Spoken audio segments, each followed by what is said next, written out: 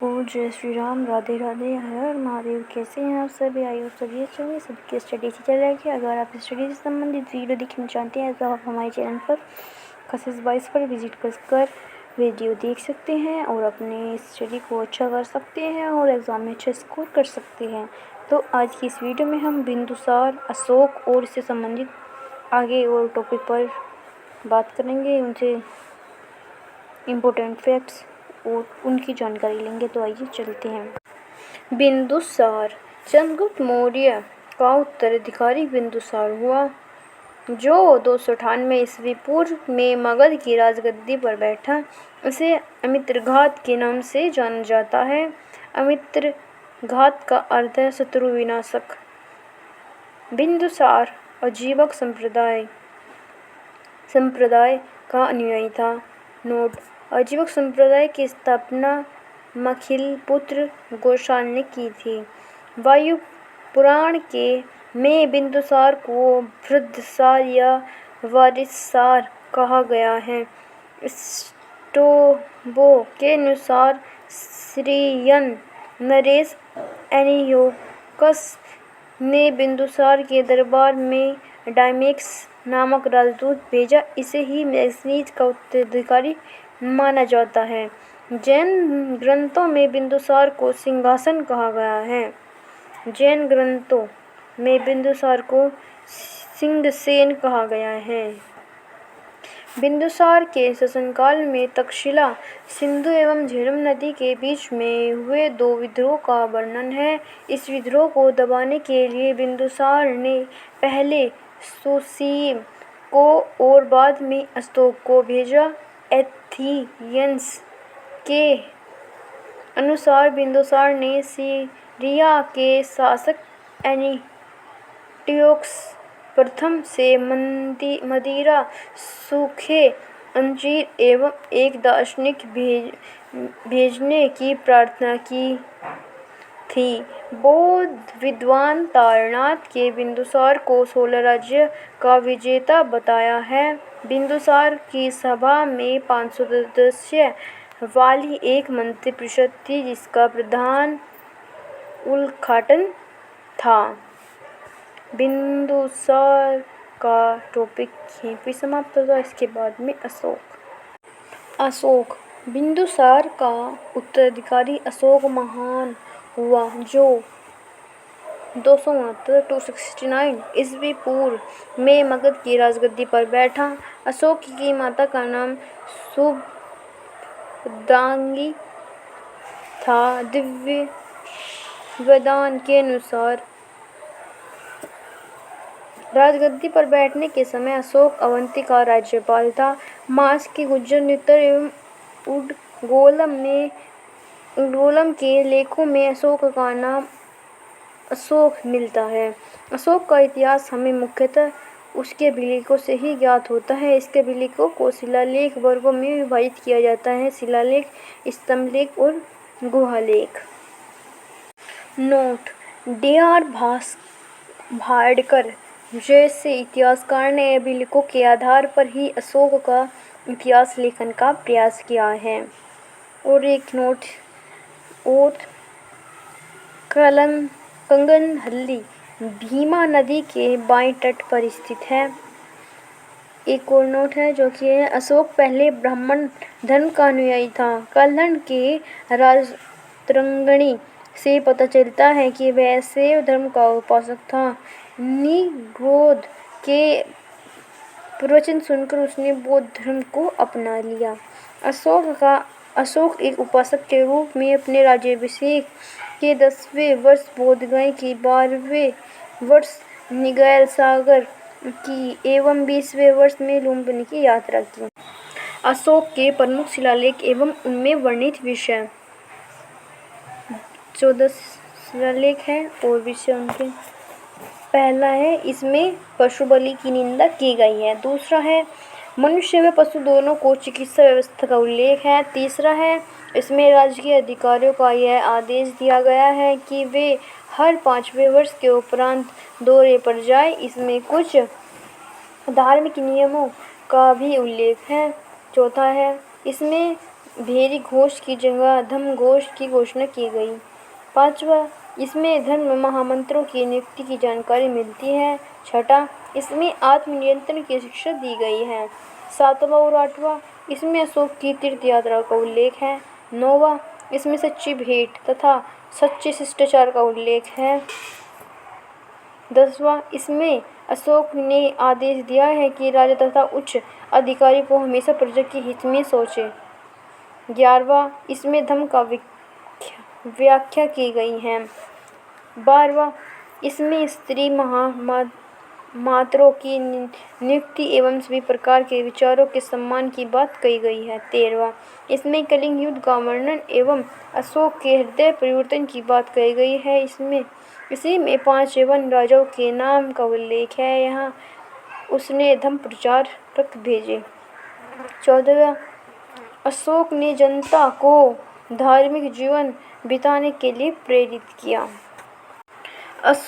अर्थशास्त्र में वर्णित तीर्थ मंत्री प्रधानमंत्री को कहा जाता है। पुरोहित धर्म एवं दान विभाग का प्रधान, सेनापति सैन्य विभाग का प्रधान, युवराज राजा का पुत्र, देवारिक राज्य के द्वार रक्षक, अंतर्वर्तिक त्रिपुरा का अध्यक्ष, समाहर्त आर्य का संग्रहकर्ता, सिंधधाता राज्य के कोषाध्यक्ष, प्रशासनस्थ कारागार का अध्यक्ष, प्रतिष्ठी कमिश्नर, पौर नगर का कोतवाल, व्यवहारिक प्रमुख न्यायाधीश, न्यायिक नगर रक्षा का अध्यक्ष, काम्र अंतिक उद्योग एवं कारखाने का अध्यक्ष, मंत्रिपरिषद अध्यक्ष, दंडपाल सेना का सामान एकत्रित करने वाला, दुर्गपाल दुर्ग रक्षक, अंतपाल सीमावर्ती दुर्ग का रक्षक।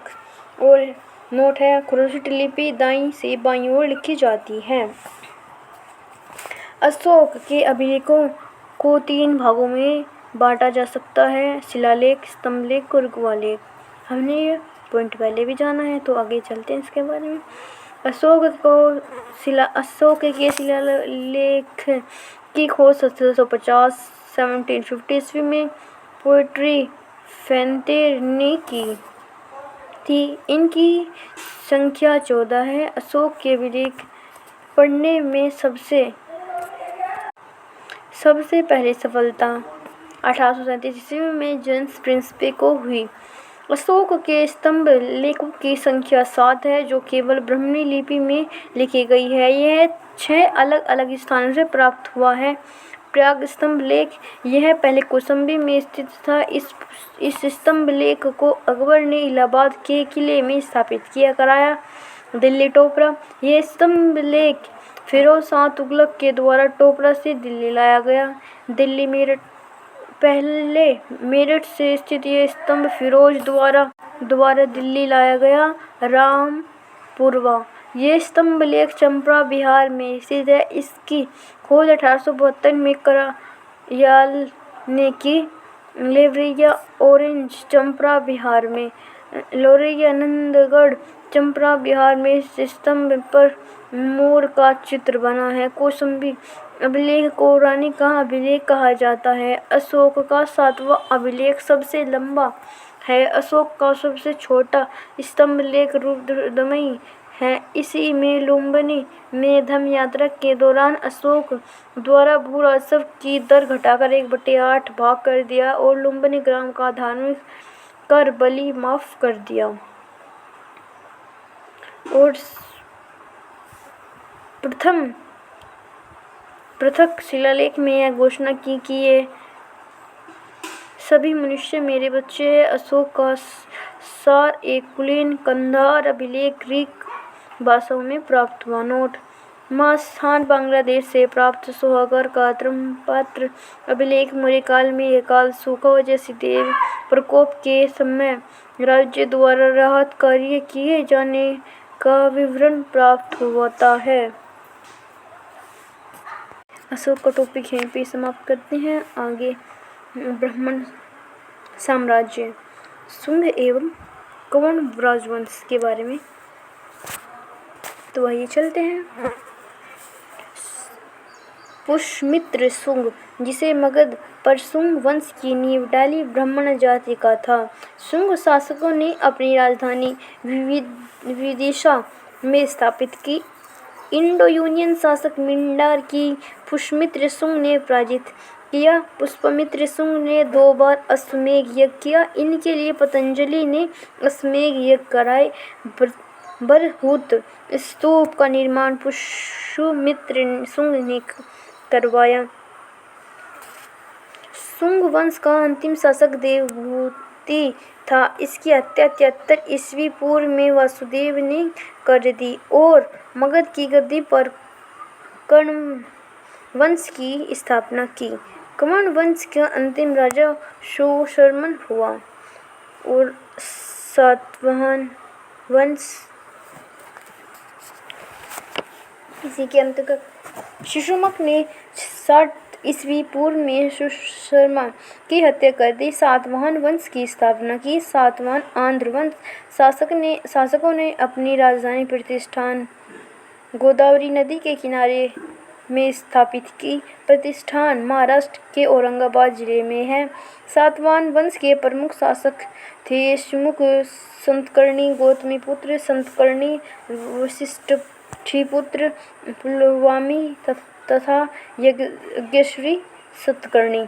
सतकर्णी ने 2 अश्वमेध तथा 1 राजसूय यज्ञ किया। सातवाहन शासकों के समय के प्रसिद्ध साहित्यकार हाल एवं गुड थे। हाल में तथा गुड्ड में वृत्त नामक पुस्तकों की रचना की। सातवाहन ने चांदी, तांबे, सीसा, प्लेटिन, कांसे की मुद्रा को प्रचलन किया। सातवाहन अपना सिक्का ढालने में जिस शीशे का इस्तेमाल करते थे उसे रोम से मंगाया जाता था। ब्राह्मणों को भूमि अनुदान देने की प्रथा आरंभ सातवाहन शासकों ने ही सर्वप्रथम की।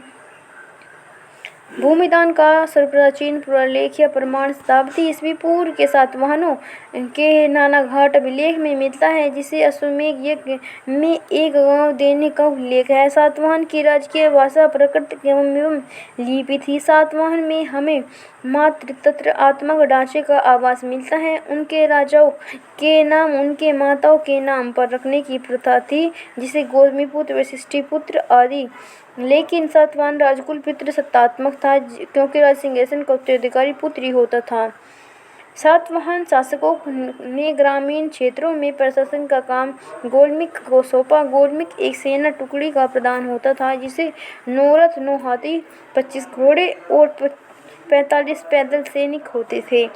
सातवाहनों की महत्वपूर्ण स्थापत्य कला है काल और चैत्य, अजंता एवं अलोरा की गुफाओं का निर्माण एवं अमरावती कला का विकास। सतकर्णी एवं अन्य सभी सातवाहन शासक दक्षिणी पंथ के स्वामी कहे जाते थे। आंध्र प्रदेश के गुंटूर जिले में स्थित धरणीकोट नामक स्थान पर सातवाहन युग के दंतकट्टा नाम से विख्यात था। यह अमरावती के निकट था। यहाँ कुछ काल तक सातवाहनों की राजधानी रही। इस नगर की प्रसिद्धि का कारण इसका महत्वपूर्ण व्यापारिक मंडी होना था। यह सातवाहन साम्राज्य के पूर्व भाग की सबसे बड़ी मंडी थी। यहाँ से उत्तर तथा दक्षिण को अनेक व्यापारिक मार्ग गुजरते थे। महासंधिकों के अधीन यह एक प्रमुख बौद्ध केंद्र के रूप में समृद्ध हुआ, क्योंकि वहाँ के समृद्ध व्यापारियों ने स्तूप एवं अन्य बौद्ध स्मारकों का निर्माण करवाया। नोट: सातवाहन राज्यों ने उत्तर और दक्षिण भारत के बीच में सेतु का काम किया। चेदी वंश कलिंग। अशोक की मृत्यु के उपरांत संभवतः प्रथम शताब्दी ईस्वी पूर्व में कलिंग को चेदी राजवंश का उदय हुआ। इसकी जानकारी हमें हाथी गुफा अभिलेख भुवनेश्वर, ओडिशा में मिलती है। खारवेल इस वंश की एक प्रतापी राजा था। खारवेल जैन धर्म का अनुयायी था और उसने जैन मुनियों के लिए उदयगिरि की पहाड़ी में गुफा का निर्माण कराया था। नेक्स्ट है भारत के यवन राज्य। भारत पर आक्रमण करने वाले विदेशी आक्रमणकारियों का क्रम है हिंदू, यूनानी, शक, पल्लव, कुषाण। सेल्यूकस के द्वारा स्थापित पश्चिम तथा मध्य एशिया के विशाल साम्राज्य को इस उत्तराधिकारी एंटिओकस प्रथम ने अक्षुण्ण बना रखा। बनाए रखा। एंटिओकस द्वितीय के शासनकाल में विद्रोह के फलस्वरूप उसके अनेक प्रांत स्वतंत्र हुए। ये वीडियो यहीं पे समाप्त होती है। अगर आपको वीडियो अच्छी लगी, वीडियो को लाइक कीजिए, चैनल को सब्सक्राइब कीजिए ऐसी वीडियो देखने के लिए। अगर आपको किसी और टॉपिक पर वीडियो चाहिए तो कमेंट बॉक्स में कमेंट करें, हम आपके लिए इस टॉपिक पर वीडियो लेकर आएंगे। अगर आपको वीडियो अच्छी लगी, वीडियो को लाइक कीजिए, चैनल को सब्सक्राइब कीजिए। आप सभी को जय श्री राम, राधे राधे, हर हर Mahadev. I hope to hard work and get success.